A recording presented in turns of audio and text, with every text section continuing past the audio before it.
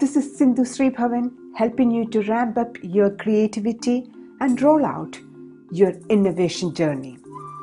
In the previous sessions, we have discussed about what is design thinking, the difference between the traditional methods of problem solving and design thinking, the various steps of design thinking, and why design thinking is most important in today's times.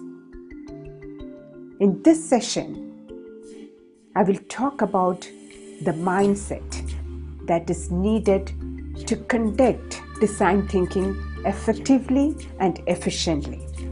We have all been in schools. Either we have studied or we are still studying in schools. School systems are mostly test focused. So what happens in that environment is the exams are looking for the right answer, the one perfect answer. So we are used to thinking in a way that we always want to provide the right answer or the perfect answer. If we don't provide the right answer or we make a mistake, we fail in the test.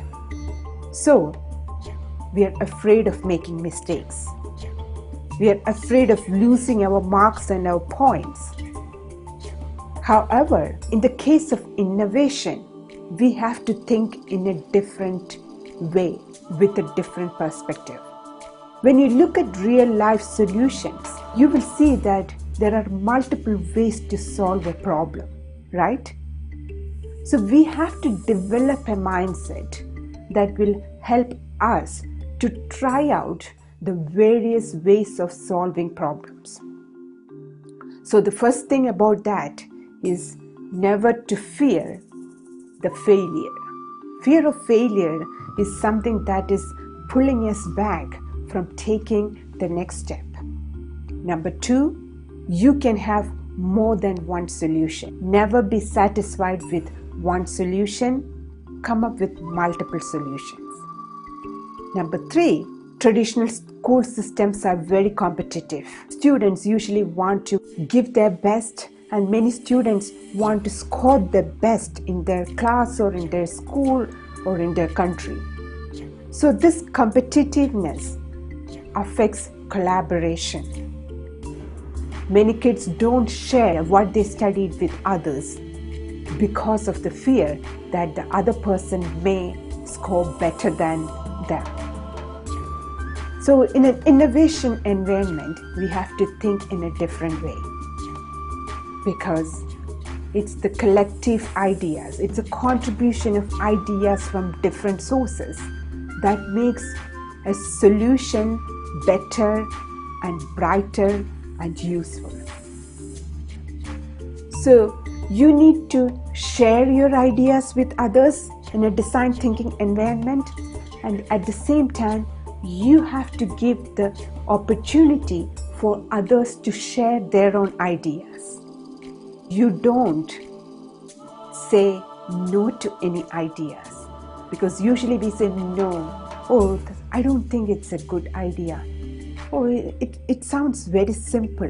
What will others think if I say this idea out? They may think that, oh, I'm not creative enough, or I'm not intelligent enough. In an innovation environment, what we need is the free flow of ideas. And start with simple ideas. Go on with ideas. Even when you feel that you have given enough ideas, you have contributed enough ideas, still go with giving more ideas. No idea is a bad idea. There is no idea that's bad in a design thinking environment. Do you know why? Because initially you will come up with very obvious ideas. Once all those obvious ideas come up, seemingly stupid ideas will come up. Once you cross that stage, you will realize some of those simple ideas are contributing to better ideas and bigger ideas. So create an environment where you feel empowered to share your ideas and you empower others to share their ideas.